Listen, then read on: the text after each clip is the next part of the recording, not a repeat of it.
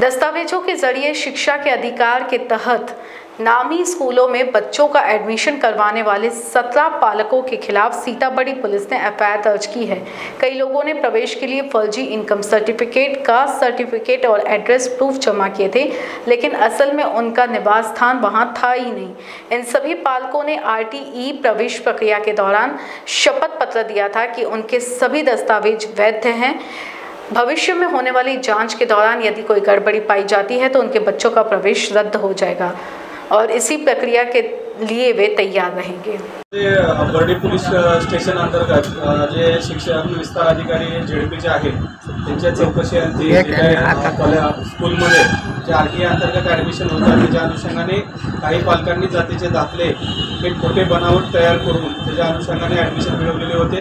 त्या पद्धतीने जे भवन स्कूल आहे त्या ठिकाणचे 11 पालक आहेत त्यांची चौकशी झाल्यानंतर त्या ठिकाणी असं निदर्शनास आले की त्यांनी खोटी कागदपत्र बनावट कागदपत्र अंतर्गत आरटीई अंतर्गत ॲडमिशन झालेले आहे। त्याच्या अनुषंगाने झेडपीचे जे विस्तार अधिकारी आहेत त्यांची समिती माननीय सीओ मॅडम यांनी नेमून त्याच्या अंतर्गत चौकशी झाल्यानंतर हा गुन्हा दाखल झालेला आहे आणि आम्ही त्याच्या अंतर्गत तपास पुढील करत आहोत।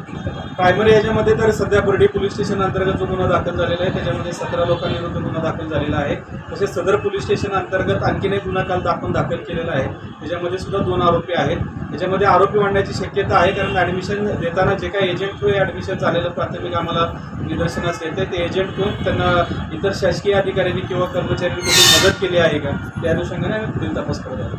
प्रमाणपत्र त्याच्या अनुषंगाने ठिकाणी पालक आहे ज्या पालकांवरती गुन्हा दाखल झालेला आहे आम्ही त्यांना चौकशीला बोलू, त्यांचा त्यामध्ये रोल दिसत असेल किंवा त्यांना कुणीतरी कुठेतरी आमिष दाखवून कुणाच्या मार्फतीने हे करण्यात आलं, कुठे कागदपत्र बनवण्यात आले त्याच्या अनुषंगाने आम्ही माहिती घेत आहोत आणि निश्चित याच्यामध्ये आरोपी वाढतील आणि आणखीन पालकसुद्धा आणि इतर स्कूल किंवा यांनासुद्धा आम्हाला विनंती आहे की जे आरटीई अंतर्गत जे ॲडमिशन झालेले असतील तर स्वतः स्कूलच्या ॲडमिनिस्ट्रेटिव्ह विभागाने सुद्धा ते पडताळली पाहिजे। तशी काही शंका कुशंका वाटली तरी पोलिसांकडे किंवा एज्युकेशन डिपार्टमेंटकडे